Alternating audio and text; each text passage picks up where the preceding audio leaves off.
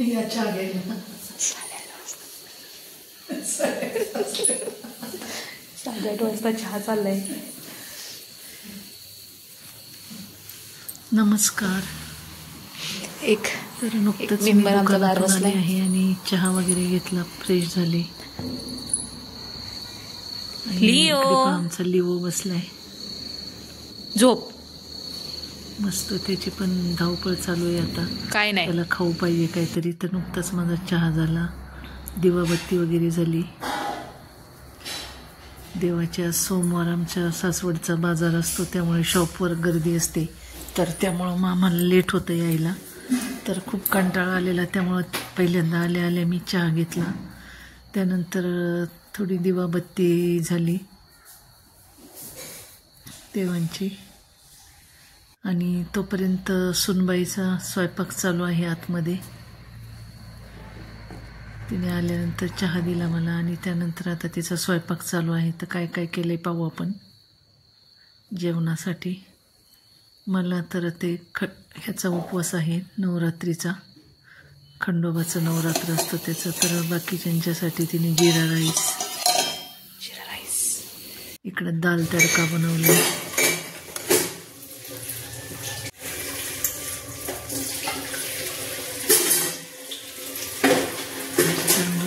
दाल तडक्याला. त्यानंतर इकडे भाकरी, गरमागरम भाकरी. संध्याकाळी मी भाकरीच करतो, कारण दुकानातून यायला लेट होतं, तर मग चपाती वगैरे करणं जमत नाही. आणि ही आहे वालची भाजी, वालपापडीची.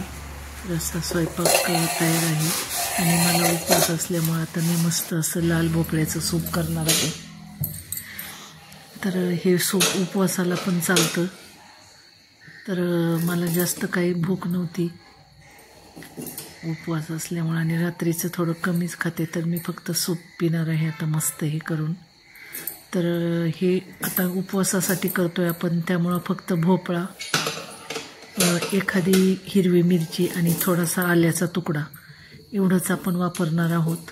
पण एरवी जर तुम्हाला हे सूप प्यायचं असेल तर तुम्ही ज्यावेळेस आपण तूप किंवा बटर घालतो तर त्यावेळेस एक कांदा, एक टोमॅटो, थोडीशी स्वीटकॉर्न आणि आलं आणि एक मिरची असं घालून परता आणि मग शिजवून घ्या भोपळा. तर आता मला उपवास असल्यामुळं मी फक्त मिरची आणि आलं वापरून करत आहे, कारण हे उपवासासाठी बाकीचे जिन्नस चालत नाहीत. तर आता कढईत मी तूप घातलं 1 चमचाभर. तुम्ही बटरही वापरू शकता, पण आत्ता बटर माझ्याकडे अवेलेबल नाही, त्यामुळं मी आपलं साजूक तूप घातलं. तर आणि 1 हिरवी मिरची आणि थोडासा आल्याचा तुकडा, ते आता तूप गरम झालं की त्यात घालायचे आहे. आणि लगेचच भोपळ्याच्या ज्या साल काढून बारीक फोडी केल्या होत्या त्या घालून घेतल्या आणि 1-2 मिनिट परतायचं. 2 मिनिट परतल्यानंतर त्यात आता 1 ग्लासभर पाणी घालू आपण. चवीपुरतं मीठ घालू. तुम्हाला आवडत असेल तर थोडं गोड तर तुम्ही साखर किंवा थोडासा गुळही घालू शकता, पण मला काही जास्त गोड आवडत नाही, त्यामुळे मी फक्त नॉर्मलच सूप करणार आहे. तर आता याच कढईत आपण 1 ग्लासभर पाणी घालून हा भोपळा छान शिजून घ्यायचा आहे. अगदी 5 मिनिटात शिजतो आणि अगदी झटपट तयार होणारं आणि अतिशय पौष्टिक असं हे सूप आहे. आणि थंडीच्या दिवसात आता उपवास आहे आणि मला खिचडी वगैरे ते काही आवडत नाही. आणि थंडी भरपूर असल्यामुळे आमच्याकडे अशी बाहेर खूप थंडी आहे, शेतात घर असल्यामुळे.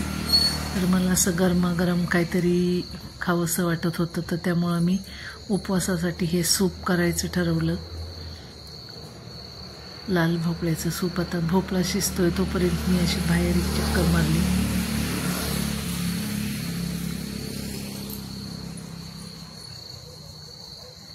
हा आमच्या घराचा परिसर, रात्रीचं असं दृश्य आहे.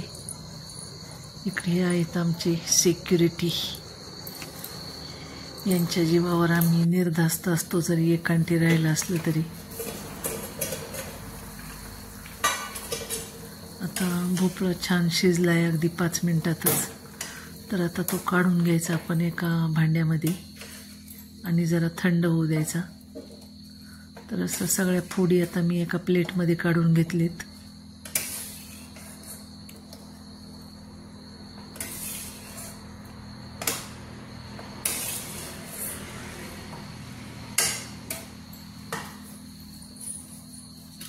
आता आपल्याला मिक्सरच्या भांड्यात हे थंड झालं की मिक्सरच्या भांड्यात छान त्याची प्युरी करून घ्यायची आहे त्या फोडींची. तर ज्यावेळेस उपवासासाठी आपण करतो तर त्यावेळेस फक्त आपण कांदा आणि लसूण वापरलेले नाही आहे, कांदा लसूण टोमॅटो. तर तुम्हाला थंडीच्या दिवसात हे सूप बनवायचं असेल तर तुम्ही आलं लसूण कांदा टोमॅटो वगैरे घालून करा. एकदमच हेल्दी आहे. आणि तयार झाल्यानंतर वरून छान अशी कोथिंबीर घाला किंवा कोथिंबीरीचे देठ हे असं वाटताना थोडीशी देठाची कोथिंबीर टाकायची, देठासकट, त्याने खूप छान टेस्ट येते.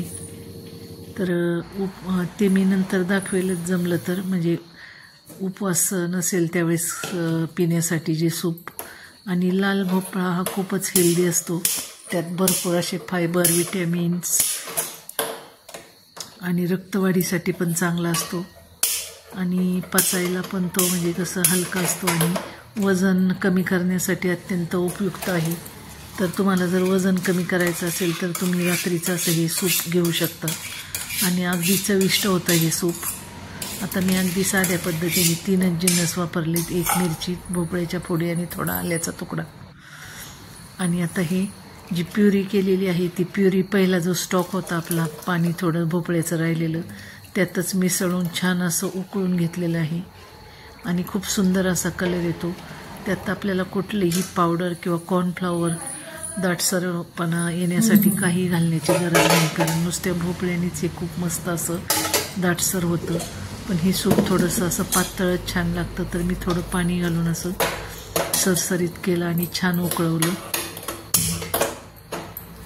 तर हवं तर तुम्ही त्यात थोडंसं आंबूसपणा तुम्हाला आवडत असेल तर उपवासासाठी आमचूर पावडर चालते, तर थोडी आमचूर पावडर वगैरे तुम्ही वापरू शकता.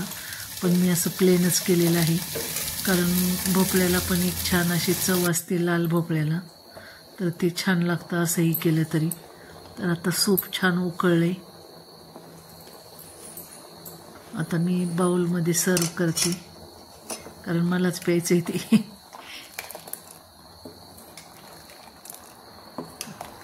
मस्त असा सुगंध येतोय भोपळ्याचा, त्या लाल भोपळ्याचा एक वेगळाच असा वास येतो. तर तो खूप छान असं लागतो ते सूप प्यायला गरम गरम थंडीचं.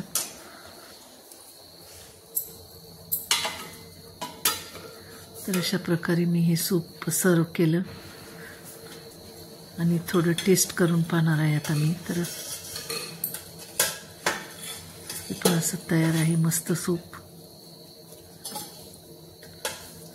आणि खूपच मस्त असं टेस्टी झालेलं आहे सूप. तर ही रेसिपी तुम्हाला कशी वाटली ते नक्की सांगा आणि आमच्या चॅनलला लाईक करा, शेअर करा, सबस्क्राईब करा. धन्यवाद.